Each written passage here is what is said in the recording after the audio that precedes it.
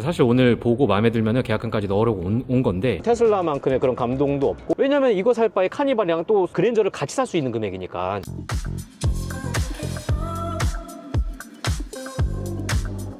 저 지금 도요타 가고 있습니다. 패밀리카로 사용하고 있는 카니발을 또 바꿔볼까 좀 고민을 하고 있는데, 도요타 알파드의 중고차 가격이 미쳐서 신차 상담을 한번 받아보려고요. 산다는 건 아니고 알파드가 카니발이랑 어떤 차이가 있는지 한번 보고 정확하게 알려드리겠습니다. 강남에 있는 도요타 매장입니다. 원래 이걸 사야 되는데 카니발이랑 크기도 비슷하고 하이브리드고 검증된 차잖아요. 근데 왜 알파드에 관심이 있냐면은, 지금 카니발을 타면서 불만이 이게 좀 크기가 커서, 얘도 사실 카니발 사이즈거든요. 원래 시에나를 생각을 하고 있었어요. 가격도 그렇고 딱 요 느낌 있잖아요. 이게 어른들이 탈 때는 좌우폭이 넓은 게 좋은데, 저희는 아무래도 뒤에 다 애들만 타다 보니까 좀 이따 알파드를 보긴 할 건데, 저는 그 사이즈가 폭이 좀 줄어들고 오히려 높이는 높아진 그 사이즈가 마음에 들더라고요. 이거는 카니발 7인승이랑 같은 구성입니다. 시에나는 9인승이었고 이렇게 7인승으로만 나오는데, 카니발 7인승이랑 같은 레이아웃으로 보시면 돼요. 요즘은 카니발도 디자인이 워낙 잘 나와서, 예전에는 일본 차들이 좀 더 괜찮았는데 요즘은 잘 모르겠어요. 디자인은 국산 차들이 좀 더 잘하는 것 같기도 하고. 그래서 시에나는 이제 카니발과 비슷하니까 마음을 접고,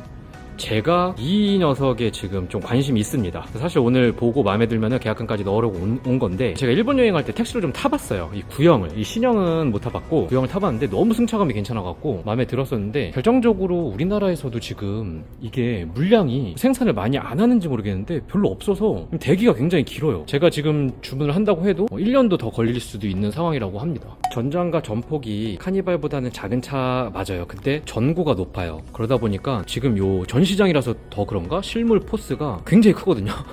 스타리아랑 스타렉스만 하네? 느낌은 그래요. 이거지. 이거 사진으로 봤을 때도 괜찮은데 실물이 진짜 미쳤네.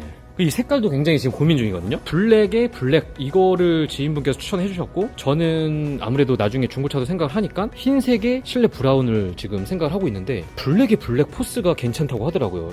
그러네 진짜로. 타기 전에 이 손잡이, 야, 그리고 요 버튼들,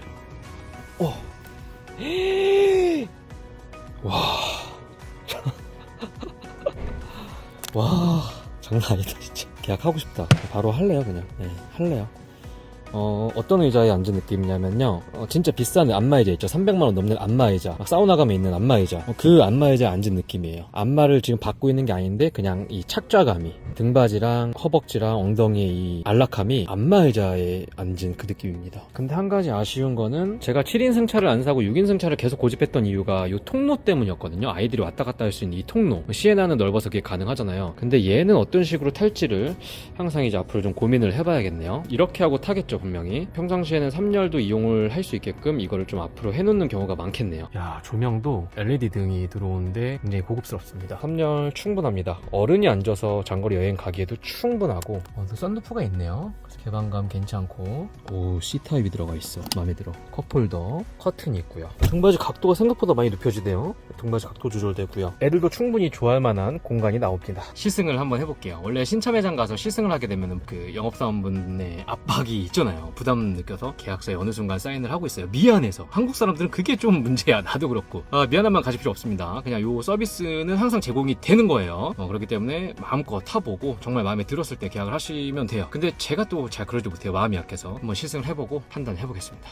첫인상 첫 느낌은 솔직히 제가 이거를 1억 가까이 주고 살 만큼의 그 기대감에 준하진 않아요. 왜냐면은 1억 가까운 돈, 1억이잖아요 9,920만원은. 1억이면은 럭셔리를 보통 기대를 하게 되는데, 여기서 느껴지는 럭셔리라는 없습니다 사실. 왜냐면 요즘 국산차들도 워낙 잘 만들고, 제네시스만 해도 재질의 뭐 깊이감, 근본은 다를지 모르겠지만 보여지는 거, 그리고 터치되는 그런 부분은 사실 좋아 보이잖아요 제네시스가. 그리고 일본차 특유의 약간 요즘은 투박한 디자인, 그것 때문에 엄청 크긴 한데, 실제적으로 여기 맵 화면은 또 요 안에서 좀 잘리기 때문에 요것도 뭐 테슬라만큼의 그런 감동도 없고, 여기에 이런 다이얼이 있는 거, 물리적인 다이얼이 있는 거, 이거 약간 좀 언밸런스한 느낌이 나고 그냥 바로 드는 생각이에요. 그리고 요런 플라스틱 튀어나온 것들이 약간 일본의 아날로그 감성이 좀 느껴지기 때문에, 여기서는 저는 첫인상은 감동은 없어요. 근데 주행했을 때 어떤지, 그리고 뒷좌석에 지인분들 타셨는데 그 느낌 어떤지 한번 보겠습니다.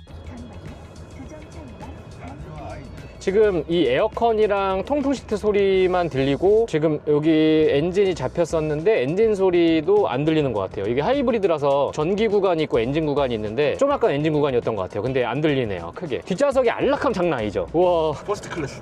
이 차를 사는 이유가 제가 비행기를 퍼스트 클래스를 한 번도 못 타봤거든요. 그래서 이걸로 대리운전 부르면 퍼스트 클래스잖아요. 그래서 사는 거예요. 연비도 괜찮고 그리고 이게 보세요. 보통 우리 옛날에 스타렉스 보면은 이 앞에 본넷이 없잖아요. 포터도 그렇고. 그래서 짧아서 위험하거든요. 근데 보면은 굉장히 길죠, 승용차처럼. 이 느낌도 괜찮은데? 이게 아쉬운 게 제가 강남이잖아요. 그러니까 지금 앞에 차들 많고 교통이 이렇게 체증이 있다 보니까 시원하게 못 밟아보는 게 좀 아쉽네요. 이거를 참고하세요. 만약에 일산에서 시운전, 인천에서 시운전 했었으면은 좀 밟아봤을 것 같은데 강남에서 하필이면은 제가 요청을 해서 못 밟습니다. 그래서 시내 주행의 느낌만 간단하게 알려드려야 될 것 같아요. 제발 옆에 오토바이 오셨는데 아니 이거 부딪힐 뻔했어요. 부딪히면은 제가 다 물어줘야 되거든요, 시승차는.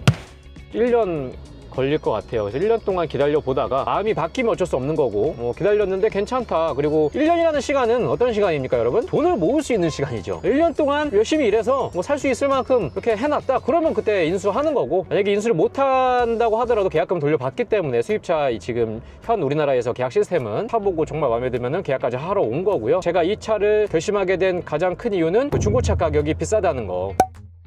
그게 물론 제가 받을 때쯤에는 가격이 떨어질 수도 있어요. 그렇지만 고급 미니밴 특성상 이걸 사려고 하시는 분들의 수요가 있어요. 그리고 이 차는 비싸다 보니까 많이 팔리지 않아요, 카니발처럼. 그럼 무슨 말이냐면 중고차 시장에 풀려도 가격이 잘 안 떨어져요. 관심 있는 사람 많은데 워낙 비싼 차니까 1차 소비자가 별로 없어요. 왜냐면 이거 살 바에 카니발이랑 또 그랜저를 같이 살 수 있는 금액이니까. 그래서 중고차 가격 방어가 굉장히 좋을 거고, 저는 압니다. 오래 일을 해봤기 때문에. 그래서 저는 그게 제일 중요하거든요. 내가 언제든지 팔았을 때 손해를 덜 보는 게 저는 차가 좋은 것보다 더 중요하기 때문에. 그리고 그 외적인 이유는 차 사이즈, 카니발보다 작은 전장, 이 전폭, 요거는 우리나라 지형에 잘 맞죠. 일본 차가 좀 차가 작게 만든 이유는 일본도 우리나라처럼 주차 문제, 그 다음에 도로가 좁은 문제들이 있기 때문에 우리나라 정서에 맞는 사이즈예요. 그래서 그 사이즈, 그리고 아까 말씀드린 그 퍼스트 클래스 느낌의 2열, 이 2열은 가족을 위한 2열이기도 하지만 제가 가끔 대리운전을 부르거나 제가 업무가 너무 바쁠 때 저희 와이프한테 운전을 좀 부탁하고 이동하는 경우가 있거든요. 그리고 저희 직원한테 운전을 부탁하는 경우가 있는데, 그때 제가 일을 할 때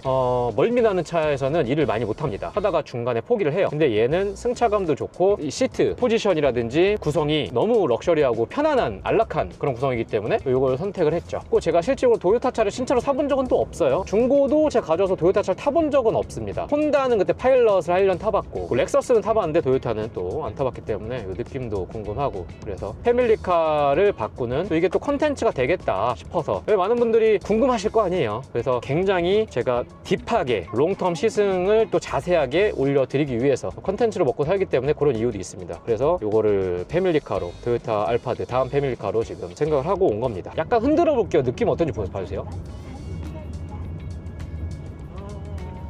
약간 이게 둥실둥실거리네요. 근데 편하네요. 그 타이트한 맛은 없는데 좀 편안한 느낌은 나네요. 가속방지턱 넘었을 때 이 느낌 좋아. 그리고 요 지금 방금 움푹 파인, 오른쪽만 움푹 파인 곳 지나갔을 때 이 느낌.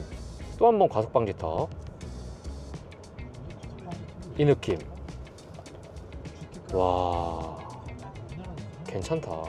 괜찮습니다. 굉장히 부드러워요. 굉장히 마음에 듭니다. 이게 흰색의 브라운, 아까 전시장에 있던 거는 블랙의 블랙이었고 저는 요걸 선택을 하려고 합니다. 이게 맞네. 패밀리카로 쓸 때는 이게 맞고, 여기 TV도 있구나. 썬루프도 있습니다. 썬루프도 열리는. 이렇게 2열 타는 애들 정말 좋아할 것 같고 괜찮은 것 같습니다. 비싼 게 흠이지 뭐.